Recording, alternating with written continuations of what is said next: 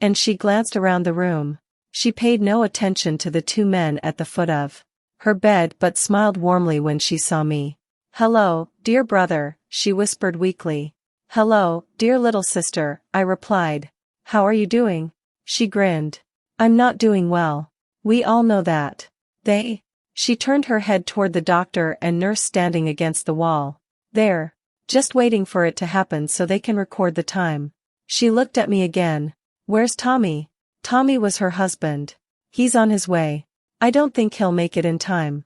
She took a deep breath, which was a struggle for her. She closed her eyes. And a tear appeared in her left eye. "Shh," I said. "Don't talk. Save your strength. I have something to tell him. He'll be here soon." She paused, and I brought her hand to my lips and kissed it. "I cheated on him."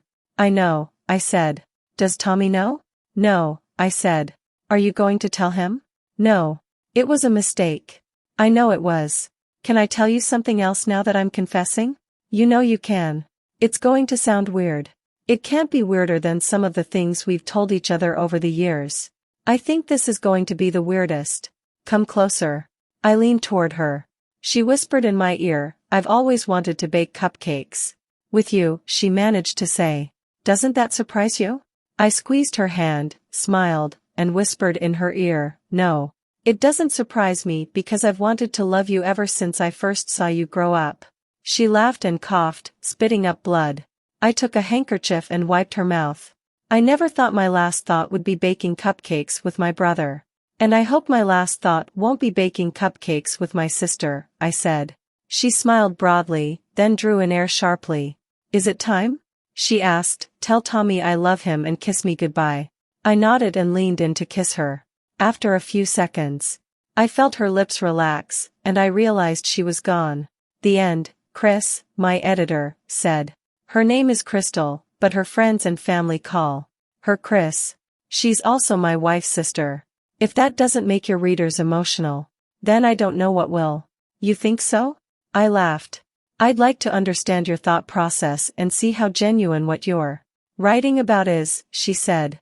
"You'd probably be surprised," I said, getting up to leave. An hour or 3 later, I was already at home sipping a gin and tonic when my phone rang. It was Chris. "You forgot to sign the new contract," she said. "I know that. I'll take care of it myself. You know we can't give you an advance or publish a book until it's signed." "I understand that." At home, I pondered what Chris had said about understanding my thought process. She'll never know how close to the truth the ending of that last book is. I do have a sister, and I did have thoughts of a close relationship with her. However, there was no way I would act on those thoughts. I also had a wife, but the thought of baking cupcakes with her occupied me the least. It wasn't that she wasn't attractive or that baking cupcakes with her wasn't enjoyable. My problem was that I didn't like waiting in line. I wanted to tell Chris about her sister's behavior but changed my mind. Lisa was my wife. We had been married for 6 years. Lisa and I had been teachers.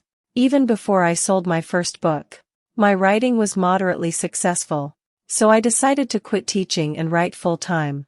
My second book was more successful, and we hoped that the one I had just given Chris would be even more popular. After my writing success, Lisa decided she didn't need to work anymore and quit. That was about 7 months ago.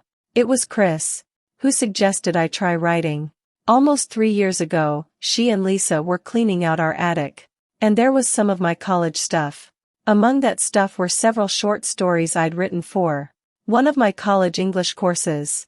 Chris took them, read them, showed them to a few other editors, and everyone agreed that I should try writing. It was almost a year before Chris and I felt my first novel was ready for publication, the same with my second, and about 8 months with my last. Since she stopped working, Lisa has spent a lot of time at the gym, eating lunch with her few teacher friends, going into town to visit Chris, or generally just relaxing and hanging out with her non-working friends and neighbors. We didn't have many friends and family, so I didn't mind her socializing. Sometimes my mom and her boyfriend would fly over to spend the weekend with us. We lost my dad 10 years ago, and my mom had been dating a guy named Les for the past 2 years. When they came to town, we usually had dinner out the first night, with a visit to the theater and dinner the second night, and then they would fly home the next day.